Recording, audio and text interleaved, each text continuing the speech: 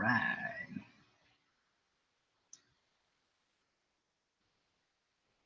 Looks like it's working.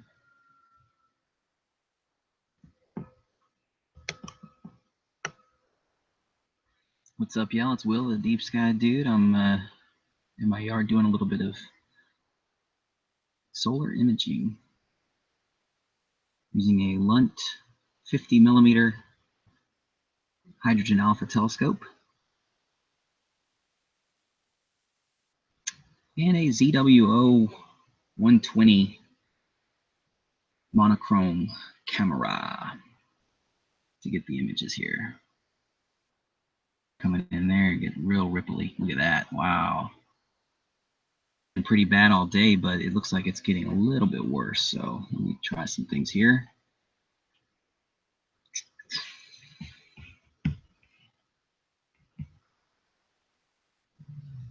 This is the first time I've gotten everything together working. Got a little focus going here. Everything seems to be good.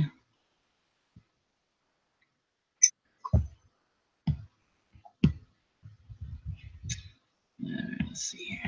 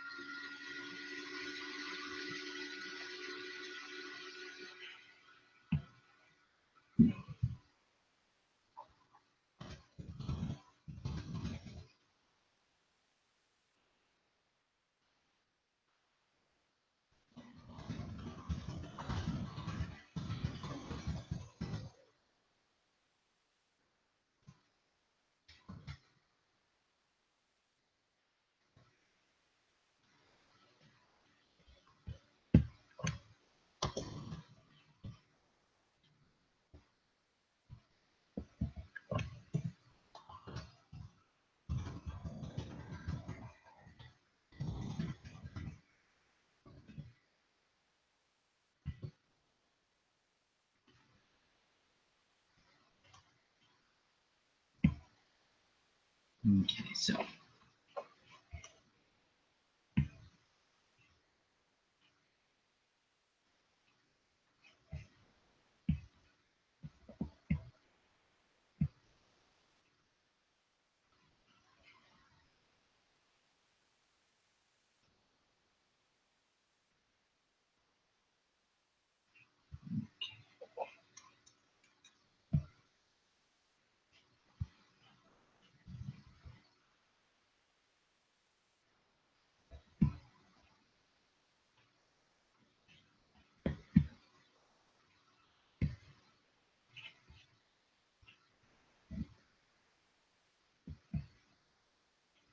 all right, let me see if I can maybe eliminate that right-hand side now.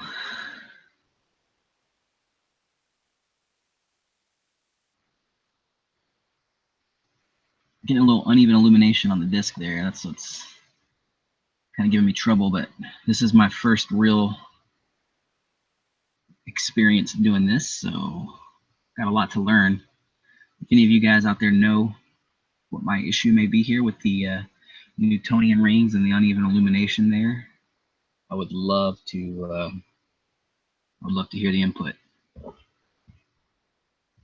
Okay, I'm gonna let this run for a second, and I will be right back after these messages. I'm actually gonna center this guy up here. You see a pretty nice little sunspot or active region up there to the upper right. See if we can get some better shots of that later.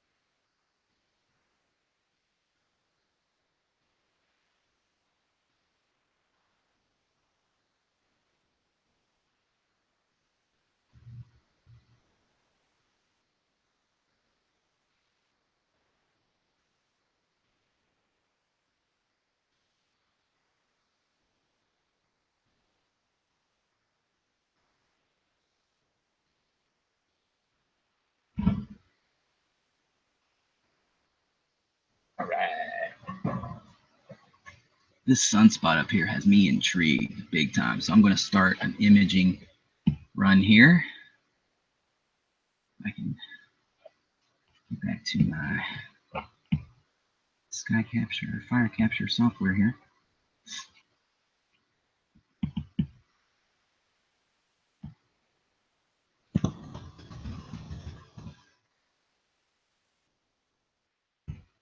I don't know if this is visible on you guys' screen, but right here under the cursor, or up and left of center, is a very dark, very large spot. I would assume it's close to the size of Earth or so. And it looks like an active region just to the right of it, right here. And again, I don't know if my cursor is showing up for the live followers. I doubt it is, but you never know. Let me see how much data I can get on this side of the sun. Actually, I think I am going to move it too. So let me stop that. I'll do another.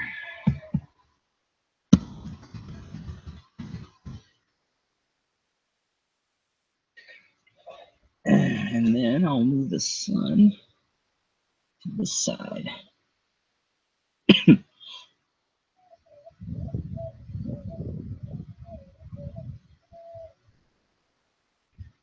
Not really happy with that positioning. And we'll start the capture. Yeah, so that sunspot is basically the most predominant feature that you're seeing in on the disk of the sun. The seeing is probably too bad today to film any prominences or to try any of those. I've already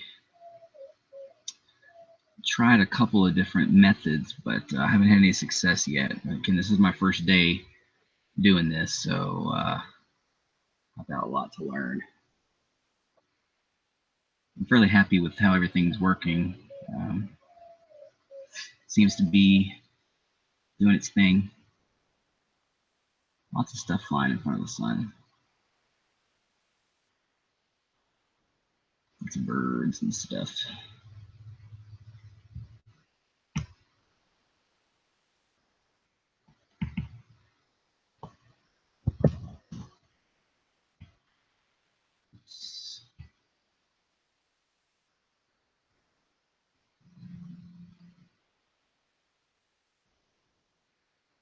This fire capture software is pretty cool.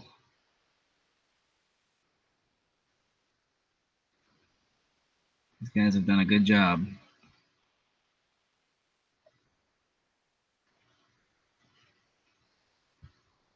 Okay. I'm going to try some experimenting here. Let's see. I'm going to stop screen sharing. And I'm going to start it again, but I'm going to do the entire screen. Whoa. Let me move this. There we go. And now you guys can kind of see what I'm doing here, which isn't much of anything. So.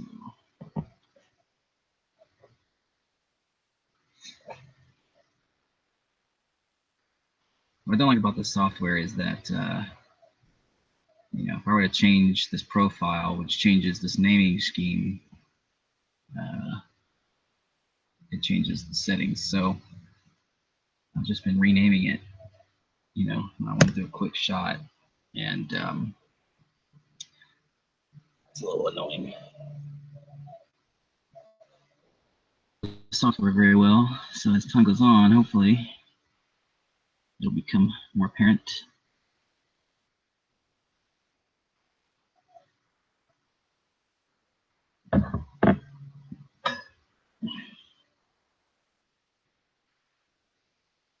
Disk. Let's see. I'll let that roll for a few seconds here. I hear people, you know, do all different ranges of times, and that's what they care to do, or what they like. I'm just going to experiment right now. I'll do like a 30-second exposure or a 30-second movie. We'll see what I get, and I'm going to take all this stuff to the lab. You know, once I get it, and begin the post-processing procedures of, you know, kind of putting everything together, making sure everything is good. Let's see. This mouse is a little finicky sometimes. This is actually like my 8th whole disc shot, but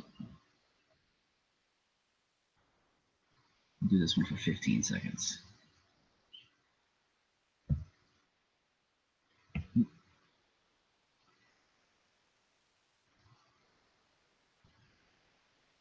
I tried messing with the pressure tuner or the Etalon on the side of the H-alpha scope. Not much success. I I have no idea what I'm doing. So you guys get to watch me explore and experiment.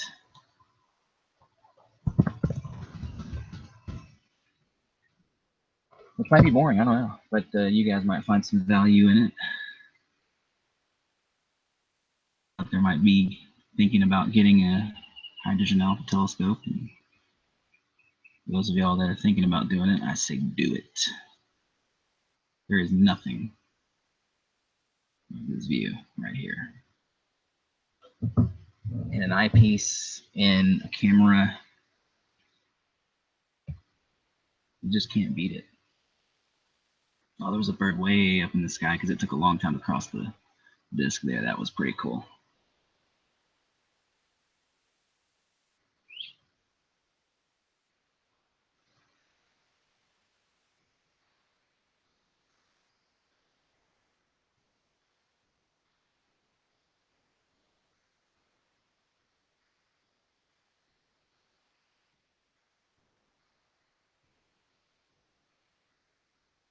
Let this little movie run for a little bit here.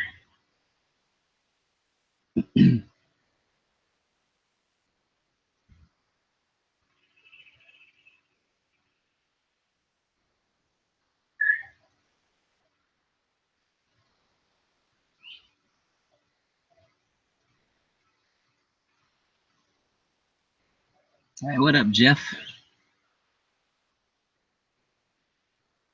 All the way from Groves.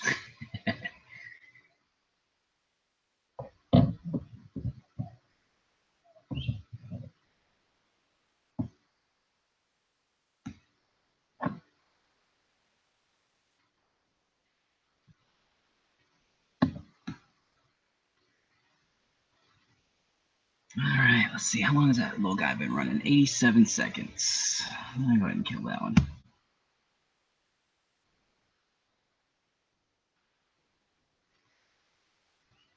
Really wish I could get one of the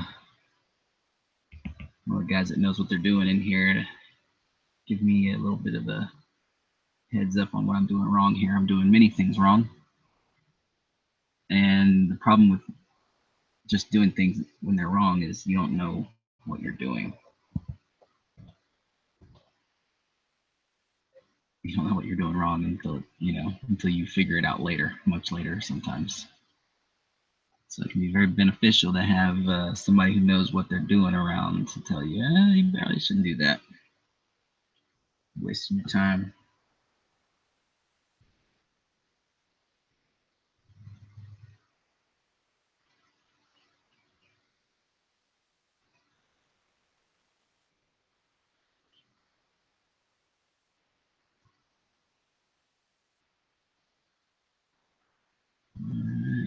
A couple of little spots here and there that are kind of interesting to a sunspot observer like myself. But not many filaments, if any. Filaments would appear like these long, dark rivers of material. I don't see any of those.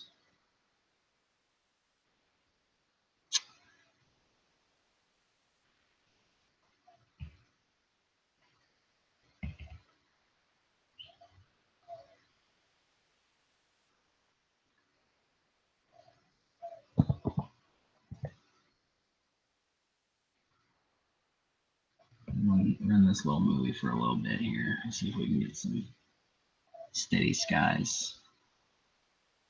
Let me try messing with these. These are all the camera controls as they were. Probably breaking 100 rules by doing this while I'm shooting a video. But no, I really don't care. Oh, here comes some clouds.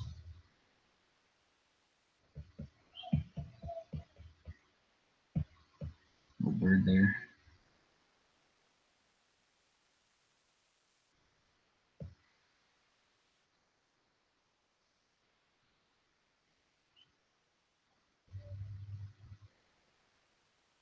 So this is half the battle for those of y'all that are wondering, how these people get these incredible pictures. Well, half the battle is setting up your stuff outside and going after it. And then the other half is sitting at your computer processing it, which I know even less about than this. So I'm really going to have to do some research here.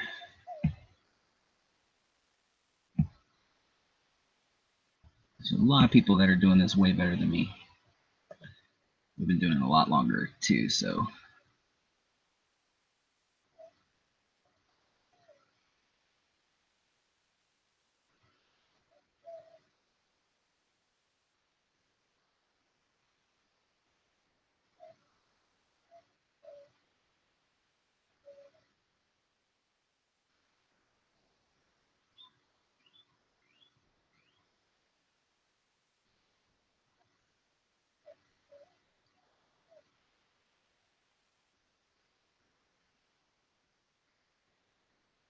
Even though the seeing is really bad, I mean, it still is a good image of the sun. Jeff, this is a program, I don't know if it's new, but it's definitely new to me. This is a program called Firecapture. I'm not sure. I know it's, I think, two guys that made it, Torsten and Edelman. And now they've done a good job. And it takes a little bit of kind of getting used to, kind of knowing where everything is and what everything does. And I've just been kind of turning knobs and experimenting. A lot of this stuff, you know, is pretty cross, you know, like exposure times and things like that. The gain and the gammas and stuff. You know, when it comes to like how they set up all their imaging stuff, like what file format you can put it in, and they just have a lot of different controls in here that are really pretty useful actually. And you know, I'm not exactly sure how to again use this program to its fullest potential, but you know, it is producing some pretty good far. So yeah, it's exciting. This is a pretty good little view, even though we're zoomed in. Might do a little, let's see if we can pan around a bit here.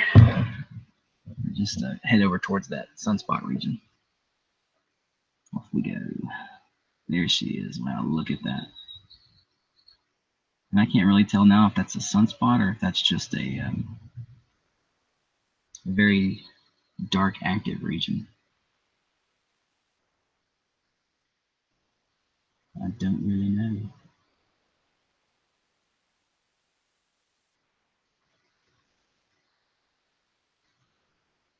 Okay, this is 252 seconds. I think I'm gonna go ahead and stop that.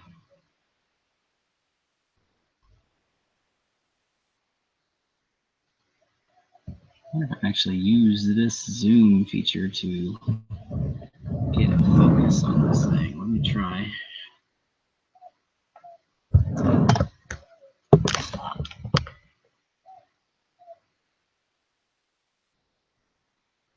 Okay, it's gonna go out of focus here for a second.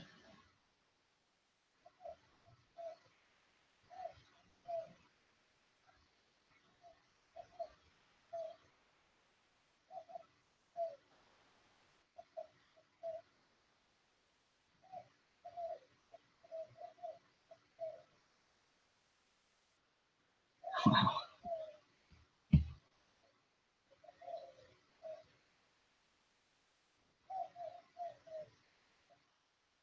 Pretty cool. Let's see if I can tune this Edelon, see what it does. Probably not gonna be good because it wasn't good last time. Let's see what this gets me though. I don't know where that, there's a big prominence up there right now. It's very bright. It's not a big one, it's just bright. But I don't know exactly where it is, so it's kind of hard to find something on the side of the sun. Yeah. Let's just go back to, this is all the way closed, I believe. All the way in. Yeah, look at that. It's just like boom, whenever you get there, it's just like, wow. It's the sun. You can definitely see the atmosphere is just killing it. Atmosphere is very angry right now.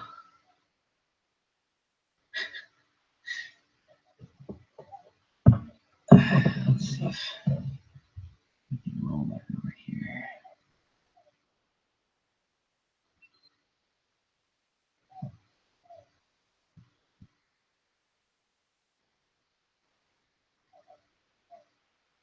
Yeah, this is a good example right here.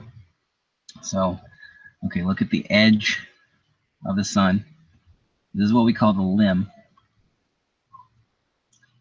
And you can do this with the moon or any bright planets or anything like that.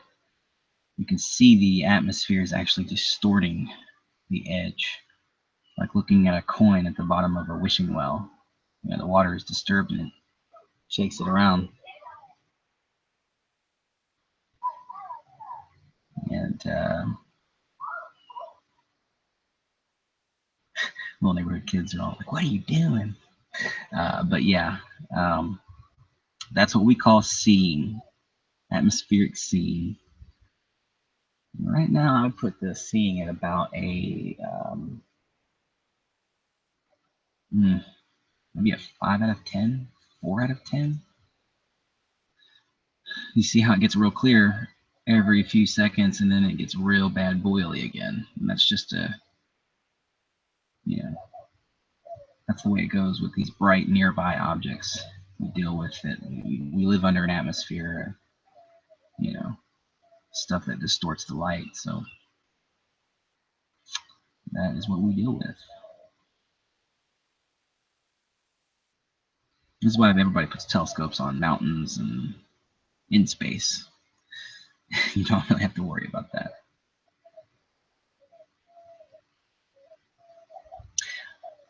And it's worth to note, for those of you that are just getting into astronomy, the reason stars twinkle at night is because of this phenomenon we're witnessing here. This boiling, as we call it, astronomers just call it boiling around the edge. Really bad down here. You see this? Really bad. That might be heat coming off the telescope or something, or off the cement that I'm on. I don't know. But yep, the stars don't twinkle if you go to space. They do not twinkle.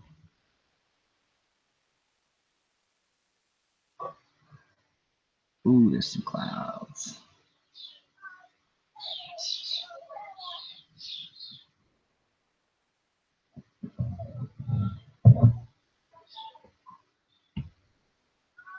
I like these solar shots where there's just a little bit of clouds kind of moving across. Kind of gives it an eerie effect.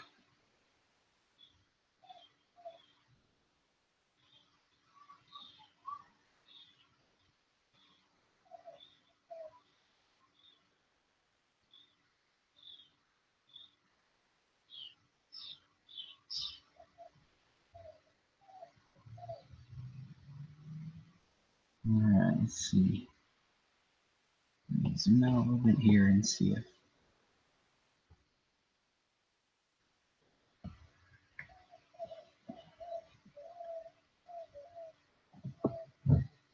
Wow, that was cool.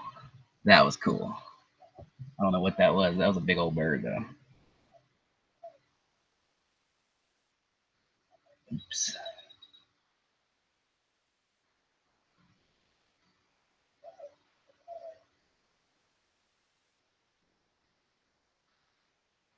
You can really see the uneven illumination. You see, like this spot, this area right here is detailed now. But watch, if I slew back over to where the sun is centered, you see it just washes away completely. And as I keep going down here towards the center of these Newton rings, you see there, it just kind of washes everything out.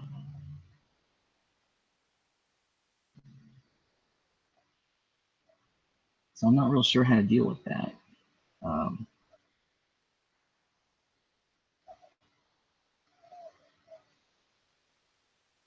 I've seen people on forums talking about it, but I haven't had too much time to sit out here and kind of read to see what their consensus is.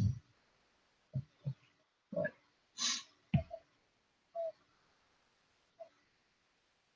there she is.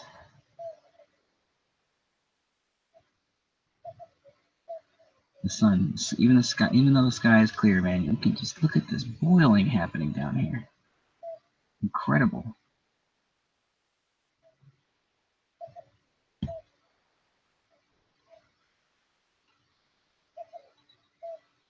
I plan to devote quite a bit of time to, figuring all this stuff out. So there'll definitely be more of this in the future.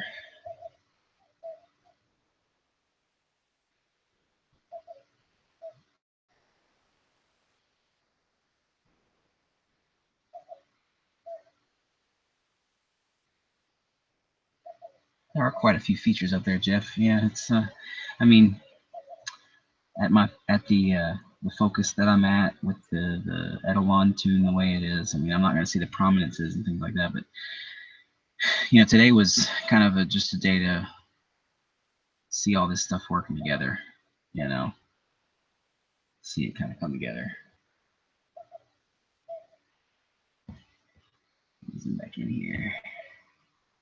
Oh yeah, yes.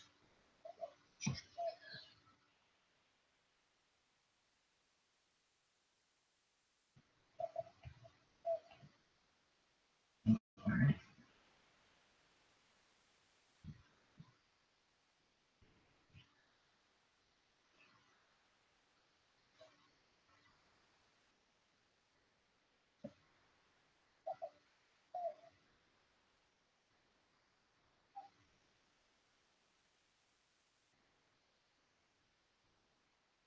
This is a mono camera, so that's why the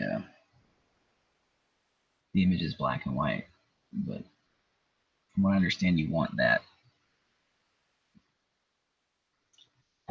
when you're doing strictly solar imaging. Now I'll be doing lunar with this camera too, maybe some planetary, maybe some stars and stuff, but I am going to get a different camera for the stars themselves, deep sky stuff.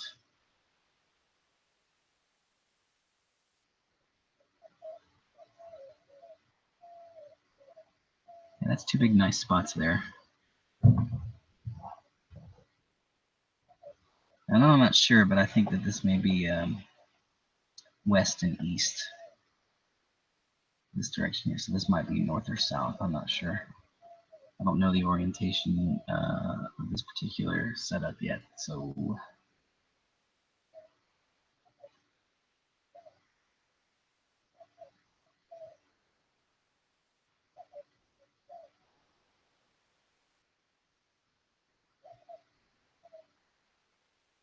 looks like it might be more little puppy clouds coming through. I'm gonna go ahead and open up. Oh, geez, I've been recording that whole time. Okay, well, sweet. I'm really just doing these movies secretly to capture a like an airplane passing through the, across the disk of the sun. I've seen that so many times, like looking through this H-alpha scope, looking through my white light telescopes, just the filters up front and that kind of thing. And I've seen it so many times, it's ridiculous. Oh, I know what's happening. I know what's happening to that right side of that disk. I'm sorry, the left side of the disk. It's going behind the tree. We're in the trees, ladies and gentlemen. Well, that may be the end of our broadcast day, unfortunately. But yeah, you see how the wind is blowing and it's kind of getting worse and stuff like that. But hey, we got some data. I got some stuff to go stack and see if it'll stack up nice, and see if I can get a half decent picture of the sun with this camera and this scope. Planning for the eclipse. which is coming up August 21st, 2017. See the moon cross the disk of the sun if you're on a small 70-mile wide line across the United States. If you're within that dark line, you're going to stand in the shadow of the moon. If you're not, you're going to see a really cool partial solar eclipse. But if you can make your way to that dark line, that's going to be where the real show is for sure. Definitely get in on that. All right, well, thanks for watching, guys. If y'all have any questions, let me know in the comments below. Don't forget to like and subscribe if you're into solar, lunar, and space in general, imaging and observing and all that cool stuff. That's what I'll be doing here on this Deep Sky Dude channel. Nothing but astronomy stuff. All the good stuff. All right, guys, well, y'all have a great Sunday. Happy Mother's Day to all you mothers out there. And have a good one.